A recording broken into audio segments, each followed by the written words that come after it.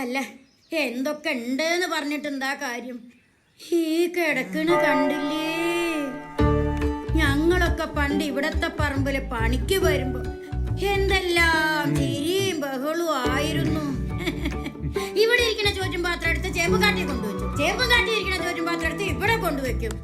കളിയും ചിരിയും. ഇങ്ങനെ തളർന്നു പോകുന്ന ആരെങ്കിലും വിചാരിച്ചു? മൂപ്പരുടെ ചില വിക്രികളൊക്കെ ഞാനും കേട്ടിട്ടുണ്ട് എന്റെ അൽഫോൺസേ.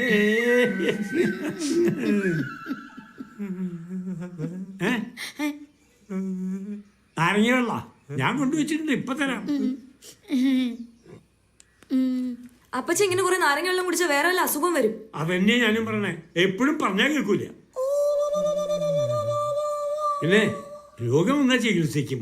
വെറുതെ കിട്ടിയ മുതലല്ലേ, കിടന്നനുഭവിക്കട്ടെ.